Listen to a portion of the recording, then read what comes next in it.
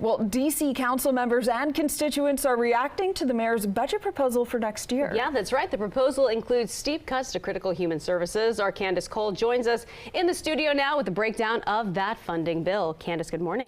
Good morning. Well, Mayor Bowser's 2026 budget proposal is largely focused on growth to make up for the 40,000 in job losses projected by the deep federal government cuts.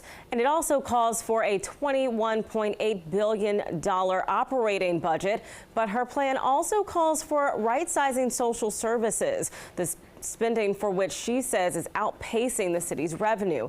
Now, some of the big ticket items in Mayor Bowser's growth agenda include a $681 million investment in construction and parking at RFK Stadium, $171 million in Capital One Arena improvements, $270 million for teacher raises, and $30 million for hiring a new horse-mounted police unit and new technology. It also includes plans to repeal Initiative 82. But the budget also calls for tightening Medicaid requirements for district residents, which could result in some 25,000 people losing coverage, as well as cuts to TANF and SNAP benefits. In a post on X, Ward 4 Councilmember Janice Lewis-George said she is deeply concerned about the impact the proposed budget would have on families and children.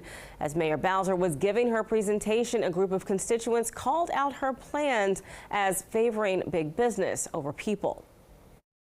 The decisions that were made in this budget were about making things look nice on the outside and deeply hurting people beneath the surface, and hoping that people don't realize that. We're talking about huge investments in capital spending and buildings and heated pools, but what we're seeing is cuts to Medicaid and SNAP and basic services that we need. While there are a number of investments in schools and parks and recreation in the mayor's proposal, it is pretty bleak. What we're seeing in the mayor's proposal is that a lot of the pain is felt most by those who are most vulnerable and need help the most.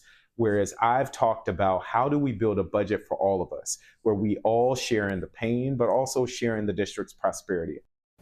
Now, Mayor Bowser's budget will still need to be approved by City Council. We'll bring you the latest developments on that as we get them.